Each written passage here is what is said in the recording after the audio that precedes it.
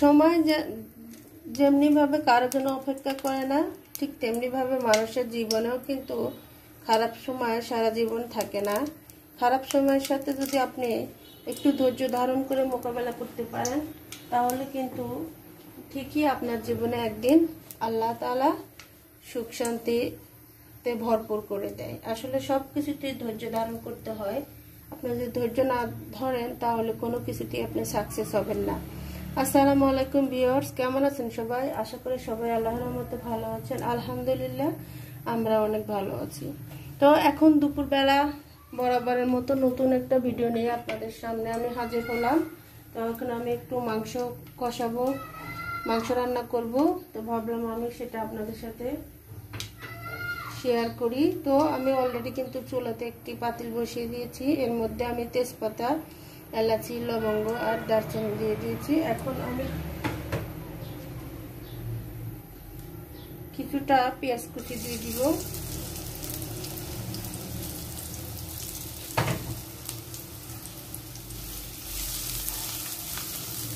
আমি কিন্তু আগে থেকে মাংসটা আদা রসুন মরিচের গুঁড়ি, হলুদের গুঁড়ি, মাংসের মশলা দিয়ে আমি একটু টমেটো সসও দিয়েছিলাম, সুন্দর করে কষিয়ে নিয়েছি। এভাবে মাংসটা রান্না করলে অনেক মজা হয়। যদি আপনারা বেশি মজা করে মানে খেতে চান, তো চাইলে এভাবে রান্না করে দেখতে পারেন, আপনারা নিরাশ হবেন না। আসলে অনেক কথাই বলে ফেললাম আপনাদের সাথে। আপনারা কে কেমন আছেন চাইলে আপনারা আমাকে কমেন্টের মাধ্যমে জানাতে পারেন।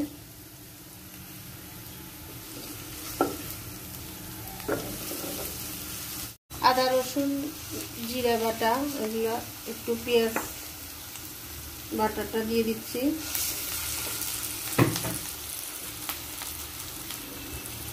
হলুদের গুঁড়ো,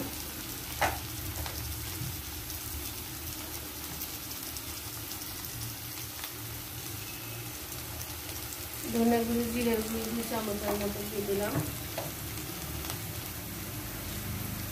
মরিচের গুঁড়ি দিয়ে দিলাম 1.5 চামচের মতো। কাঁচা মরিচের দিব কিন্তু। এগুলোকে আমি ভালোভাবে কষিয়ে নেব। দেখুন আমার মাংসটা আমার এই যে ঝোলগুলা মশলাগুলা কষানো হচ্ছে, সুন্দর করে তেল উঠে এসেছে। এই মুহূর্তে এখন আমি এই কষানো মাংসগুলা দিয়ে দিব।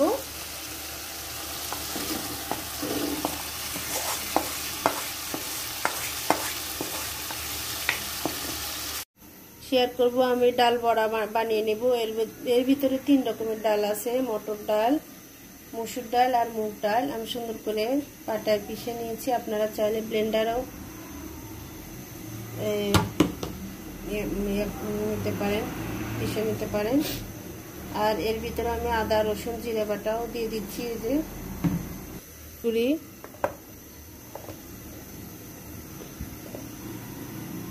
একটু মাংসের মশলা, মরিচের গুঁড়ি দিয়ে দিলাম।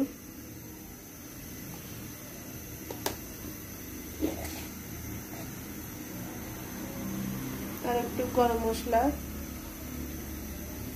এটা সুন্দর একটা ফ্লেভারের জন্য দিলাম।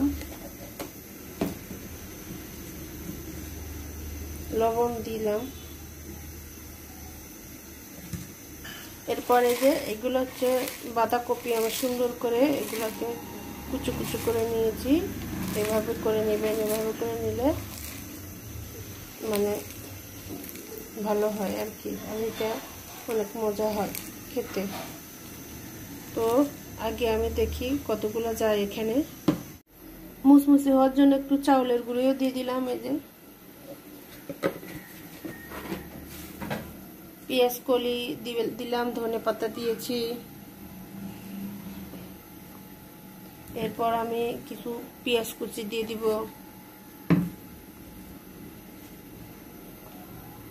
মরিচ কুচি দিয়ে দিলাম। ঝালটা আপনারা চাইলে বেশি করে দিতে পারেন, কম খাইলে কম করে দিতে পারেন। এখন আমি এই যে আলু আর অল্প কিছু পেঁপে ছিল সেটা দিয়ে দিচ্ছি।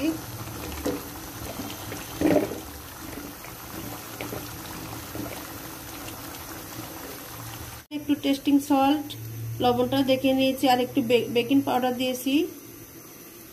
এখন আমি এভাবে হাতের সাহায্যে সুন্দর করে পেঁয়াজের মতো মানে একে তেলের ভিতরে দিয়ে ভেজে নিব। গতকাল আমি সিঙ্গারা রোল ভাজি করেছিলাম, সেগুলোর একটু তেল আছে, তো ভাবলাম এগুলো এখন কাজে লাগাই নষ্ট না করে।